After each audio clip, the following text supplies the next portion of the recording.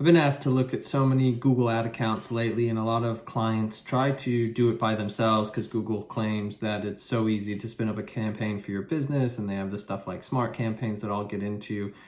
And most of the campaigns that I'm looking at that haven't been set up by an agency or someone super competent with Google Ads is just wasting upwards of 80 to 90% of the spend. And normally the only good spend is probably being spent on your brand name. So I just want to do a quick tutorial. This is like super fast. If you want to spin up an ad account on your own, some things to think about, some things to do to get an ad account up and running on Google Ads in probably under an hour.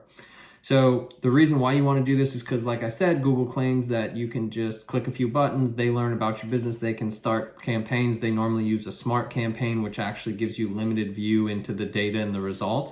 And a lot of clients that I look at, they're wasting 80% of their budget. So for example, a client that has come to me recently builds pool cages, repairs pool cages and builds them. And when I looked at it, what Google had spun up, over 80% of the spend was going to searches that I could tell were people looking for screen repair for mobile phones. They couldn't tell the difference. So obviously you could tell that's a huge loss. I mean, that was thousands of dollars over a couple of years. So you just don't want to get in that situation, especially when you think that you're spending that and you're wondering why you're not getting legit leads. Okay, so first thing you need to do is pick your keywords. So for example, for me, a web development digital marketing agency, website design, website development, Facebook ads, Google ads, those type of things. Pick about 5 of them. You go to Keyword Planner. So in your Google Ads, go to Tools and Settings, and under Planning, you have Keyword Planner. You plug each of those keywords into the Keyword Planner. It'll then get all related keywords and their monthly search volumes. What I do then is I export that list. I rank it in order descending of most volume, and then I start picking out, I'm trying to get to about 20 or 30 keywords, right? So I start picking them out. Any of the top volume ones that pertain to you, those are the ones you want to grab. Any ones that aren't relevant, leave them. So you do that for each of those 5 keywords, you'll get to about 20 or 30. Then add your location on some. So for example, web designer Sarasota, web designer Tampa, web designer Florida. Just put them and you'll keep both. You'll keep web designer Sarasota. That just alerts Google that you actually want a lot of location. This is only if your location, if you're nationwide, you leave it without the location on it. But if you are location specific like I am, you would put Sarasota, whatever. That lets Google know. It doesn't have to be perfect, right? These are exact match. I'll explain that in a minute, but they don't have to be perfect. Google gets it. You're Sarasota, you're web designer, web developer, digital marketer. It's going to start showing you for those searches. So that's the first thing you want to do. Second thing, review your competition. So search those terms that you've now pulled out quickly on Google, look at who's ranking on them, look at how they're writing their ad, because now you're going to have to write a responsive search ad. So normally your basic search ad on Google is those 2 blue headings. Those are 30 characters. That's why it's actually showing 2 of them, normally with a dash or something, a bar in between them. And then normally 2 descriptions on the bottom, which is the normal text. Okay, those are responsive search ads. What you're actually going to do is create about 6 headlines and 4 descriptions, and Google will machine learn and mix and match those up and figure out your best strategy for ads. But you have to create normally 6 headings, 4 descriptions are the best. So look at your competition, see what they're saying, number 1 web designer Sarasota, or best search agency, or website launched in 2 months. Look at the competition, then go into ChatGPT. It's the best one. Say, I need to write a responsive Google search ad for my industry, website development and design. Can you produce some headlines and descriptions? ChatGPT already knows 30 characters for titles, 90 characters for descriptions. It will print you out. Between your competitive analysis, your industry knowledge, and ChatGPT, now you can come up with those 6 headlines, 4 descriptions to input for your ad. The only other thing you need on your ad is your final destination URL, normally your homepage, or if you're for a specific service, you can do a service page.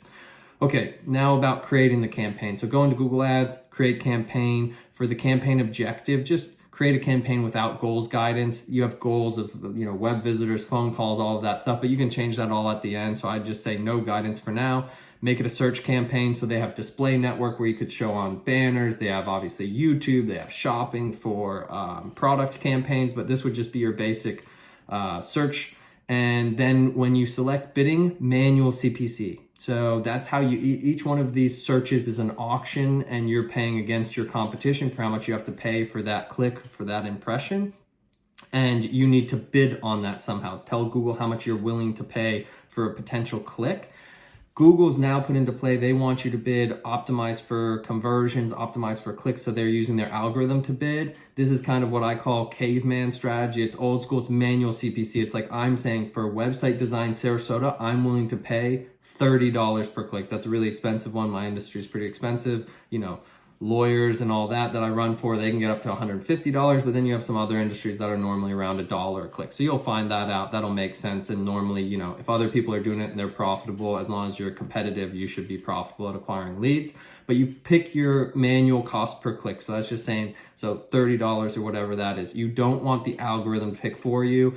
If you're running a high campaign, all this stuff later, you can get into that. But when you're just setting it up off the start, I want manual. I want to know exactly what I'm paying for and what traffic I'm paying for. So set it to manual CPC, and then make sure you disable include search partners and disable include display network. So search partners, there's other networks that your ad can show on. No, I just want search on Google. So, you know, disable both of those.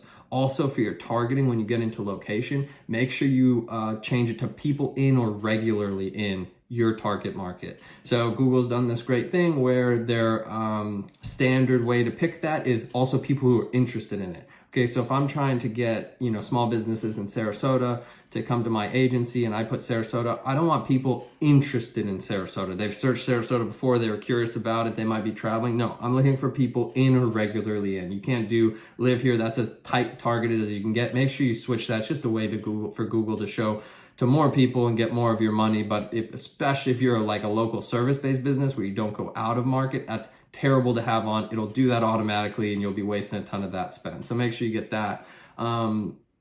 Then pick your location, obviously, where you want to show your ads to, and then just name your campaign and ad group. I normally do for these types of campaigns, one campaign name, one ad group name. I'm not doing multiple ad groups. You could do like campaign is spread X, ad group is web design, web development, Facebook ads. But for this, when you're just starting out and you just want to get one up there, just, you know, spread X main is my campaign name, spread X main is my ad group, and then those keywords are those keywords that you pulled out, the 20 to 30 at the beginning. Match types, you have broad, phrase, and exact match. Broad is obviously like highly anything somewhat relevant that Google decides. Phrase is a little bit tighter. If I do web development, it could be web developers, it could be website development, it could be Wix developers, WordPress developers. Google will keep it a little tighter. Exact match is as tight as you can get. It's not perfect, but it's as tight as you can get. That's what I'd start with, that caveman, manual cost per click, and I want very similar searches to these ones at the start. You know you're buying quality traffic, so use exact match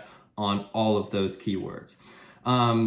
Then you go in and you put in that responsive search ad, so those, you know, 6 headlines, 4 descriptions, put that in now. You know, change your location, start with a high bid. So like I said, my industry, $30. If you're an AC company, I'd be guessing $15. If you're a lawyer, obviously it's way above that. So kind of know your industry, and remember it's auction based. So if I put 30 and the next highest bid was 10, I'll just pay 11 or whatever the next highest bid would be. So you're not going to pay whatever you're saying. This is just to put a high, and you can start so you don't like lose all your budget in one day. You can start low and see if it delivers. If it doesn't deliver, you keep raising it up. But you want to start, my main point is I want to see exactly how much these keywords cost for me to buy traffic from them. So I'm normally going manual, high bid, tell me how much it costs, show me what I need to know. Then with those results and that data, I'll decide what I'm willing to pay for, how I want to monitor it. Then go ahead and turn it on. Look, I'll do another video with more management strategies, but for this type of campaign and for the, you know, if you're just running your own ads, the 2 biggest things for management is what are your costs per click?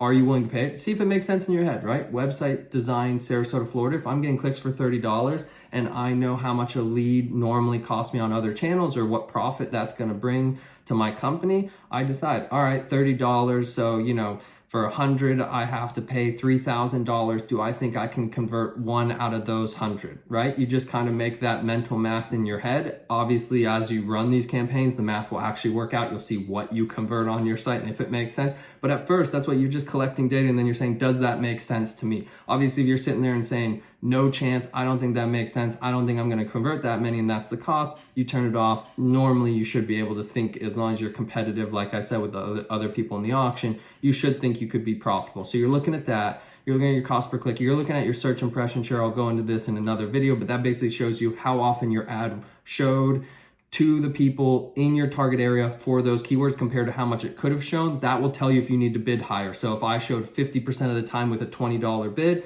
I need to up it to 30 to show more often. Or I can keep it at 20 and keep the 50%. At least I know my market size and what I could be, the traffic I could be buying. Then the other thing is search terms. So you put in keywords into the system. Search terms are what the user's actually searching to get to your site, right? So that's what Google's deeming relevant to your keywords. You want to be in there so you can get rid of any junk. Most important, especially when you're doing manual CPC at a high bid. If I go in there and I see for web design Sarasota, I see best web design colleges, no, not going to be a lead. I need to negative that out. So you can look up a way to negative out. I would just put college as a negative keyword. It'll never show for a search term again that includes college.